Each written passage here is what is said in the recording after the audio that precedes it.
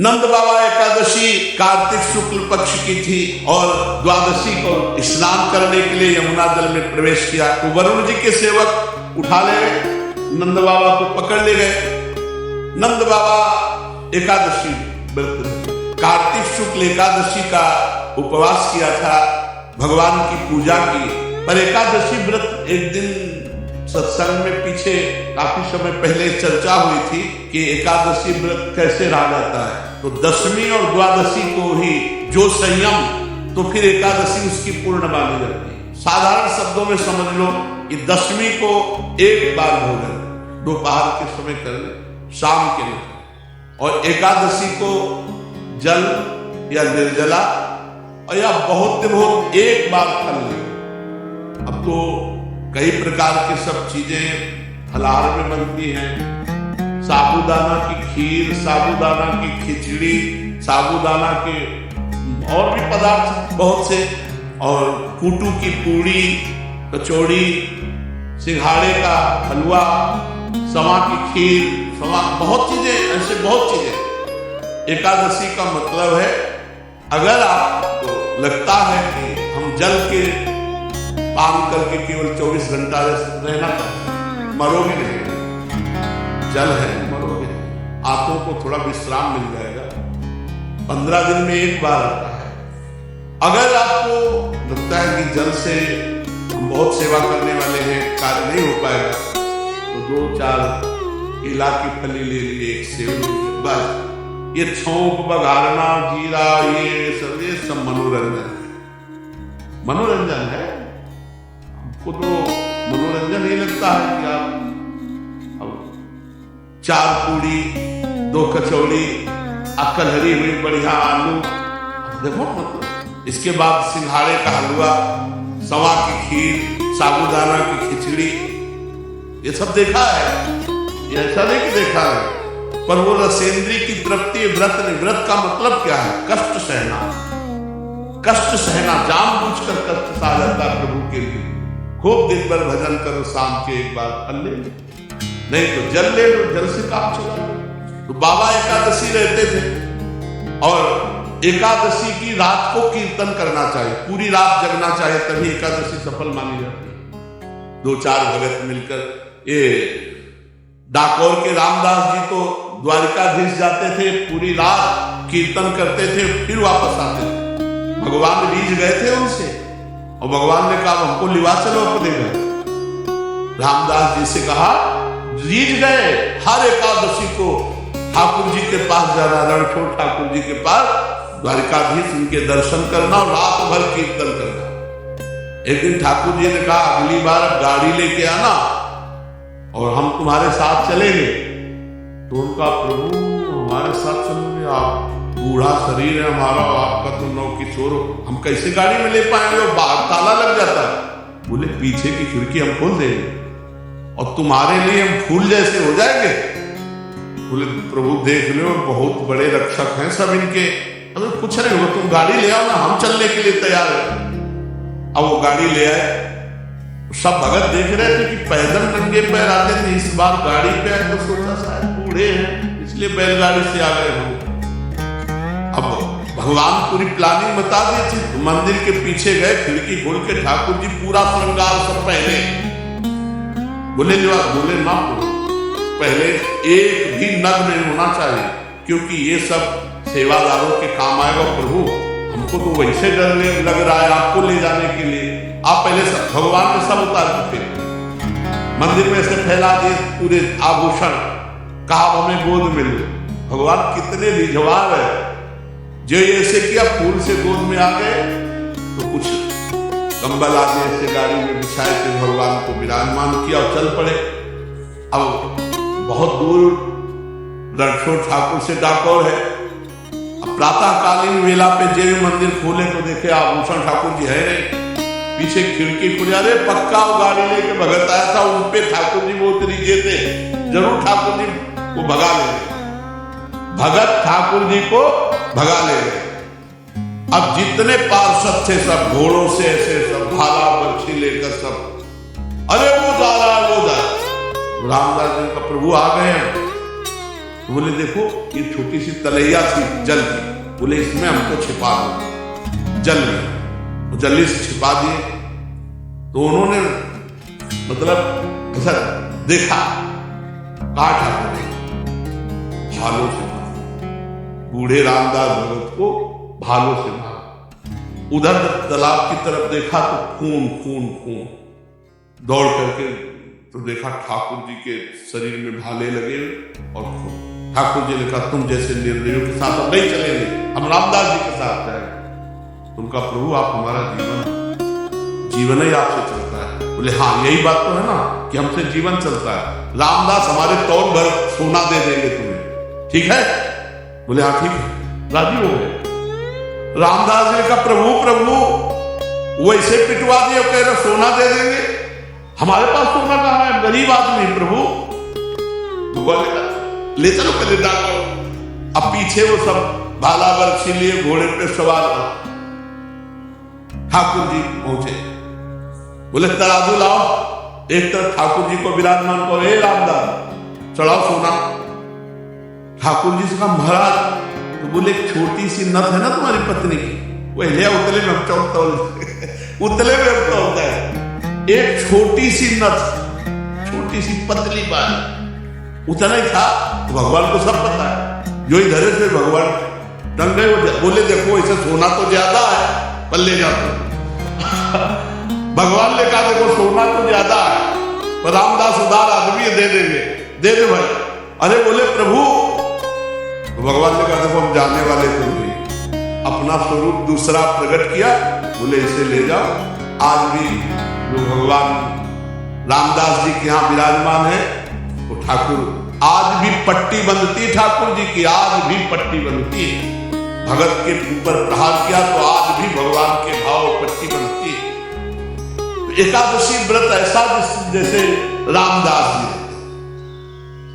पूज्य श्री मथुरा दास जी भक्तमाली जी थे, एकादशी को चर्चा नहीं करते थे, रोज चर्चा होती थी पर एकादशी को निर्जला रहते थे, दशमी से छोड़ देते थे भोजन पान। एकादशी के दिन एक बूंद पानी और द्वादशी को परायण इसलिए बोलने में भी और वयोवृद्ध अवस्था तक।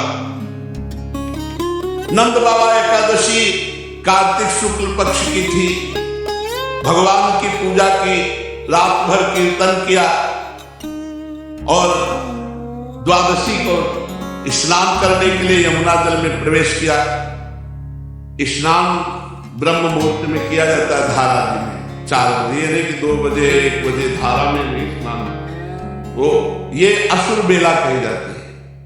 यमुना जल में प्रवेश कर उस समय कोई घड़ी तो थी नहीं, रात में कीर्तन किया और लगा कि प्रातः काल हो गया क्या, तो यमुना जी में स्नान। तो वरुण जी के सेवक उठा ले गए, नंद बाबा को पकड़ ले गए। अब सारे ब्रज में हल्ला मच गया, नंद बाबा हो गए। अब पूरे ब्रज के गोप सब श्री कृष्ण से कहा कि पता नहीं कहां नंद बाबा गायब हो गए, तुम ही अपने पिता को ला सकते हो, हे श्री कृष्ण तुम्हारे ऊपर ही हमारा विश्वास भरोसा। सब रोने लगे। भगवान ने कहा रो मत, रोना पीटना बंद करो, नंद बाबा खोए नहीं है, मैं देख रहा हूं। वरुण का सेवक ले गया, अभी मैं लाता हूं। भगवान वरुण लोक पहुंचे। भगवान अंतरिंद्रिय और बहिरेंद्रियों के प्रवर्तक श्री कृष्ण जे भी वरुण देवता ने देखा, सारे जगत के अधीश्वर पधारे। वरुण देवता जे भी देखा, भगवान आए उतर कर साष्टांग दंडवत। अब वरुण देवता भगवान की बड़ी पूजा विस्तार से मंत्रों के द्वारा भगवान नंद बाबा बड़े बड़े आनंदित हो रहे कि यार मेरे लाला को तो बड़ा लगता, ये वरुण देवता इतनी लंबी दंडवत मार के बड़ी पूजा विस्तार कर रहा है। वरुण जी ने कहा प्रभु अद्य में निवृत्तो देहो जैर्वार्थो दिगतः प्रभु त्वत्पादां भाजो भगवन् नवापुः पारमध्वनः नमस्तुभ्यं भगवते ब्रह्मणे परमात्मने न यत्र सूर्यते माया लोक सृष्टि विकल्पना। प्रभु आपकी जय हो, आज मेरा वरुण शरीर धारण करना सफल हो गया, आज मुझे सब कुछ प्राप्त हो गया, सारे पुरुषार्थ मिल गए, क्योंकि आप भगवान जगदीश्वर के चरण सेवा का अवसर प्राप्त हो। हम तो समझते थे भगवान नारायण है, मेरा कन्हैया भी भगवान है, यही तो। अब बाबा की और छाती फूल रही, अरे मेरा लाला भगवान है। प्रभु आपके चरण कमलों की सेवा का सुअवसर मिला, हम तो भवसागर से पार हो गए। आप भक्तों के भगवान, वेदांतियों के ब्रह्म और योगियों के परमात्मा हैं। प्रभु आपके स्वरूप में विभिन्न लोगों की सृष्टियों की कल्पना करने वाली माया नहीं, ऐसा श्रुति कहती। हे श्री कृष्ण, मैं आपको नमस्कार करता हूं, बार बार दंडवत। प्रभु क्षमा करना है, मेरा सेवक अज्ञानी था जो नंद बाबा को अनजाने में ले आया, ये अपने कर्तव्य को नहीं जानता। प्रभु ये आपके पिताजी, आप ले जाओ और मुझे क्षमा करो। वरुण जी, वरुण कान पकड़ रहे, स्तुति कर रहे, बार बार दंडवत कर रहे, क्षमा मांगो। गोविंद, मैं नहीं जानता था कि आपके ये पिता है, आप बड़ा प्रेम भाव रखते हो, मुझे क्षमा कर दीजिए। प्रभु सेवक से गलती हो गई, नाथ क्षमा कर दीजिए, और मैं सदैव आपका दास हूं। हे श्री कृष्ण, जब कभी कोई भी आज्ञा, बार बार वरुण जी महाराज दंडवत। वरुण जी ने बड़ी स्तुति प्रार्थना की। भगवान श्री कृष्ण ब्रह्मादि ईश्वरों के भी ईश्वर हैं। फिर लोकपाल वरुण ने भगवान की 4 परिक्रमा की, दंडवत की, बार बार क्षमा याचना की। नंद बाबा बड़े आश्चर्य में, नंद बाबा को लिया ब्रज में आए। अब सुबह बैठक बुलवाई गई, नंद बाबा गए। नंद बाबा ने कहा कि मैंने देखा वरुण जी बार बार दंडवत, पूरी साष्टांग दंडवत मार रहे थे और कह रहे थे इंद्रियातीतेश्वर योगीश्वर योगींद्र भगवान परमात्मा। कन्हैया को कह रहे थे, बार बार कान पकड़ रहे थे, झुक झुक कर प्रणाम कर रहे थे। अरे बड़ा आश्चर्य में बात, मेरा कन्हैया भगवान निकला। हम तो समझते थे भगवान नारायण की कृपा है, अरे इसीलिए गिरिराज गोवर्धन उठा। भगवान के प्रेमी गोप सुन करके बड़े आश्चर्य हो गए, ये कन्हैया भगवान है, हमारा सखा भगवान है। बड़ी उत्सुकता हुई। नंद बाबा के पास से जब हटे गौएं चराने गए ब्रह्म हृदय, तो सब सखा ने कहा, ए भगवान सुनो, तुम भगवान हो? भगवान ने कहा भगवान। कन्हैया ने कहा भगवान, तुम वैकुंठ के नाथ भगवान हो, तो हमें वैकुंठ दिखाओ कर भगवान हो। हमारे साथ खेलता है, हमारे साथ भगवान कहां से हो सकता है, दिखा हमें वैकुंठ दिखा, जिसमें केवल महान सिद्ध प्रेमी भक्त ही प्रवेश पा सकते हैं। ऐसे वैकुंठ दर्शन की जो मायातीत स्वधाम है, भगवान अपने गोप सखाओं की अभिलाषा पूर्ण करने के लिए तत्काल कहा, इस ब्रह्म हृदय में स्नान करो, जहां तुलसी जी को स्नान, जो ही डुबकी मारे से पहुंच गए वैकुंठ। जय विजय नंद सुनंद भगवान की दिव्य पार्षद, दिव्य अस्त्र भगवान, और बड़े ऊंचे सिंहासन पे भगवान विराजमान। सखाओ को जय विजय, रुको, सर्वलोक महेश्वर अनंत ब्रह्मांड हरीश्वर, ऐसे भगवान के साथ झुक के चलो। तू से बोले हमें नहीं चाहिए बेटो, इतने ऊंचे में बैठा है और यहाँ सब हमको दबका रहे, हमारा कन्हैया ही जिससे हम खेलते, हमें वैकुंठ भूल कर वैकुंठ नहीं चाहिए, सोई ऐसे उछरे। भगवान ने कहा, बोले कन्हैया एक बात मांगू, तू मेरा नित्य सखा है, मेरा प्राण, तू मुझे कभी वैकुंठ मत दे।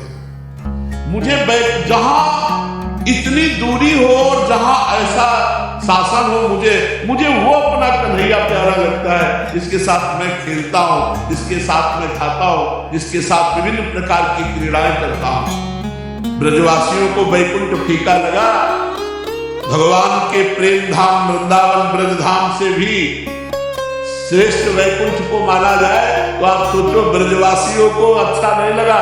और मना कर दिया कि कन्हैया एक बात मुझे दे कि इस ब्रज से कभी मैं बाहर न जाऊं, यही का बंदर बनाओ, यही की चिड़िया बनाओ, यही के पशु पक्षी लता बनाओ, मुझे बैकुंठ नहीं चाहिए।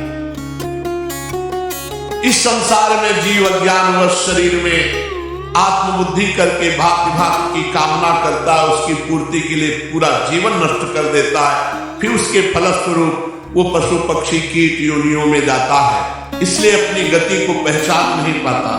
परम दयालु भगवान ने अपने सखाओं को मायातीत वैकुंठ धाम का दर्शन कराया। भगवान ने फिर सखाओं को ब्रह्मबोध कराया, जिसका सत्य ज्ञान अनंत सनातन ज्योतिष स्वरूप समाधिनिष्ठ गुणातीत पुरुष ही पाते हैं। देखो ब्रह्म सनातन है, सत्यम ज्ञानम अनंतम यदि ब्रह्म ज्योतिष सनातनम, सत्यम ज्ञानम अनंतम यद ब्रह्म ज्योतिष सनातनम यदि पश्यन्ति मुनयो गुणापाये समाहिता।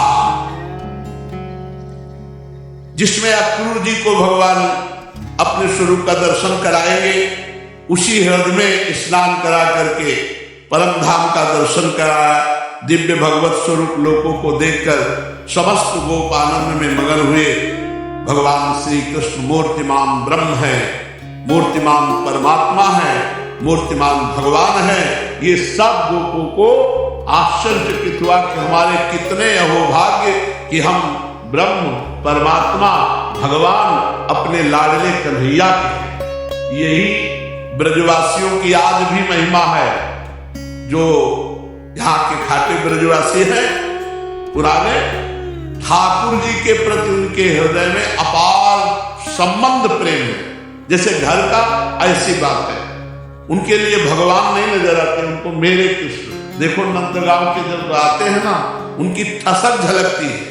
बरसाने के जब श्री जी के जन आते हैं ना, उनकी ठसक झलकती है। ब्रजवासियों से जब बात करो ना तो ठसक झलकती है, सच्ची कहते। आएंगे, प्रणाम करेंगे, प्रसाद देंगे और फिर कहेंगे ए बाबा कोई आशीर्वाद दो, लंबी आयु तेरी, कोई नहीं बिगाड़ सकता। अरे लाडली जी की कृपा, वो कहे नंद लाला की कृपा। तो यही ब्रजवासियों की कृपा जिस पर हो जाए तो ब्रजराज उसको कभी छोड़ नहीं सकते। इसलिए इनकी बाहरी वाणी पे मत जाना, बाहरी व्यवहार पे न जाना। इनका व्यवहार थोड़ा टेढ़ा है, वाणी थोड़ी कड़वी भी हो सकती है। इनकी जबान की बात है, हृदय बहुत बहुत प्यारा हृदय है, यह हमने देखा। उनका व्यवहार देखो, ये भगवान के सखागण हैं। इनकी बात समस्त ब्रजवासियों के चरणों में कोटि कोटि वंदना। जिनको श्री कृष्ण प्यारे लगे, वैकुंठ भी प्यारा नहीं लगा। आज भी ऐसे श्री कृष्ण के प्यारे ब्रजवासी जन है। इनका टूक, इनकी चरण रज और इनका आशीष हमको निश्चित प्रिया प्रीतम से मिला देगा। शेष चर्चा श्री राधा वल्लभ लाल।